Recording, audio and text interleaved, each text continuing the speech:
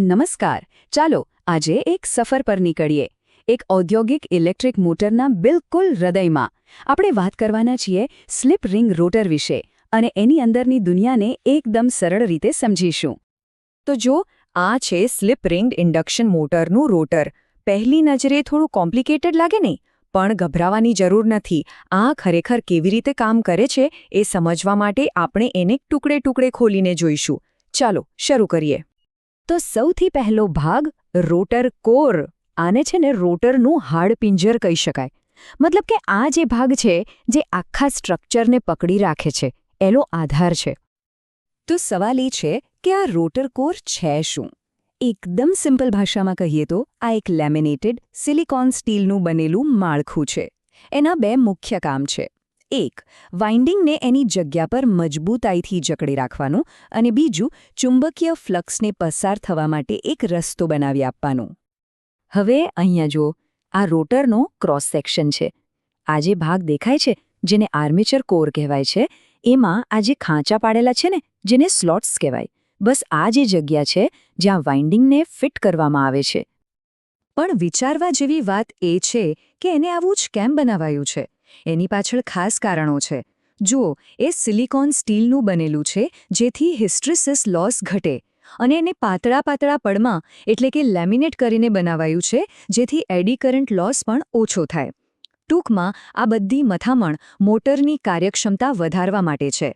અને હા, એનું મુખ્ય કામ તો આર્મેચર વાઇન્ડિંગને સુરક્ષિત રીતે પકડી રાખવાનું છે જ. ચાલો હવે આગળ વધીએ બીજા ભાગ તરફ, આર્મેચર વાઇન્ડિંગ. જો પેલો કોર હાડપિંજર હતો, તો આ વાઇન્ડિંગ એના સ્નાયુઓ છે. એટલે કે અસલી કામ તો આ જ કરે છે. તો આ આર્મેચર વાઇન્ડિંગ શું છે? આ છે તાંબાની કોઇલ્સ, જે પેલા કોરના સ્લોટ્સમાં ફિટ કરેલી હોય છે. આનું કામ જ જાદુઈ છે. એ વિદ્યુત ઊર્જાને યાંત્રિક શક્તિમાં ફેરવે છે. મતલબ કે આ જે ભાગ છે જે મોટરને ગોળ ગોળ ફેરવવાનું બળ પેદા કરે છે. આને જ મોટરની ખરી તાકાત કહી શકાય. આ ઝૂમ કરેલા વ્યૂમાં એકદમ સાફ સાફ દેખાય છે. જુઓ કેવી રીતે આ આર્મેચર વાઇન્ડિંગ કોરના ખાંચાઓની અંદર બરાબર ગોઠવાયેલું છે. આ બંને એકબીજા વગર અધૂરા છે. એકદમ પરફેક્ટ જોડી. આ વાઇન્ડિંગ વિશે થોડી વધુ જાણકારી લઈએ. પહેલી વાત, એ તાંબાનું બનેલું છે, કેમ કે તાંબુ વીજળીનું એકદમ જોરદાર સુવાહક છે. બીજી વાત, એનું કનેક્શન સ્ટાર એટલે કે વાય અથવા તો ડેલ્ટા જેવી ગોઠવણીમાં હોય છે. અને ત્રીજું, એનું કામ એ તો આપણે જાણીએ જ છીએ, મોટર માટે યાંત્રિક શક્તિ પેદા કરવાનો. ઓકે, તો આપણે રોટરનું હાડપિંજર એટલે કે કોર અને એના સ્નાયુ એટલે કે વાઇન્ડિંગ બંનેને સમજી લીધા. પણ હવે એક મોટો સવાલ છે. આ ગોળ ગોળ ફરતા વાઇન્ડિંગ સુધી બહારથી વીજળી પહોંચાડવી કઈ રીતે? અને બસ આ જ સવાલનો જવાબ છે આપણો ત્રીજો ભાગ, સ્લિપ રિંગ્સ. આ બાહ્ય જોડાણ માટેનો પોલ છે. તો આ સ્લિપ રિંગ્સ છે શું? આ તાંબાની બનેલી રિંગ્સ છે જે વીજળીનું વહન કરી શકે છે. એને શાફ્ટ ઉપર જ માઉન્ટ કરવામાં આવે છે, પણ ખાસ ધ્યાન રાખીને કે એ શાફ્ટથી ઇન્સ્યુલેટેડ રહે, નહીતર શોર્ટ સર્કિટ થઈ જાય. એમનું મુખ્ય કામ છે ફરતા વાઇન્ડિંગ અને બહારની સ્થિર સર્કિટને જોડવાનું. અહીંયા આકૃતિમાં ધ્યાનથી જુઓ. શાફ્ટના છેડા પર આ જે 3 સ્લિપ રિંગ્સ દેખાય છે ને, બસ આ જ છે. વાઇન્ડિંગના છેડા આ રિંગ્સ સાથે કનેક્ટ થાય છે, અને એના દ્વારા જ બહારની દુનિયા સાથેનું કનેક્શન શક્ય બને છે. અને હા, એક વાત ખાસ યાદ રાખવા જેવી છે. સ્ટાર કનેક્શન માટે બરાબર 3 રિંગ્સની જરૂર પડે છે.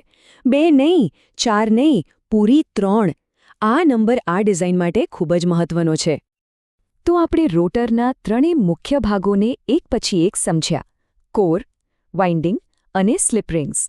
હવે ચાલો આ બધા ટુકડાઓને જોડીએ અને જોઈએ કે આખી સિસ્ટમ એકસાથે કેવી રીતે કામ કરે છે. આપણે જે પણ વાત કરી એનો આ એકદમ ટૂંકો સારાંશ છે. રોટર કોર સિલિકોન સ્ટીલનો, જે વાઇન્ડિંગને પકડી રાખે છે. આર્મેચર વાઇન્ડિંગ તાંબાનું, જે યાંત્રિક શક્તિ બનાવે છે. અને સ્લિપ રિંગ્સ એ પણ તાંબાની, જે વાઇન્ડિંગને બહારની સર્કિટ સાથે જોડે છે. ત્રણેય ભાગો, ત્રણેયના અલગ અલગ પણ એકદમ જરૂરી કામ. આ સ્લાઇડ બહુ જ રસપ્રદ છે. જુઓ, ડાબી બાજુએ વાઇન્ડિંગનું સ્ટાર કનેક્શન કેવી રીતે હોય એનો ઇલેક્ટ્રિકલ સિદ્ધાંત બતાવ્યો છે, અને જમણી બાજુ એ જ સિદ્ધાંતને ભૌતિક રૂપમાં એટલે કે અસલી રોટરમાં કેવી રીતે ઉતારવામાં આવ્યો છે તે દેખાય છે. આ છે થિયરીથી પ્રેક્ટિકલ સુધીની સફર. તો આખી વાતનો સાર શું છે? એ કે આ ડિઝાઇનને કારણે એક અનોખી ક્ષમતા મળે છે. રોટર ફરતો હોય ત્યારે પણ એની સર્કિટ સુધી પહોંચવાની. આ કોઈ નાની સૂની વાત નથી. આ એક બહુ જ પાવરફુલ ફીચર છે. તો હવે સવાલ એ થાય કે આ ખાસિયતનો ઉપયોગ મોટરના પરફોર્મન્સને કંટ્રોલ કરવા માટે કેવી રીતે થતો હશે? આ વિચાર સાથે જ આપણે આજની ચર્ચા પૂરી કરીએ છીએ.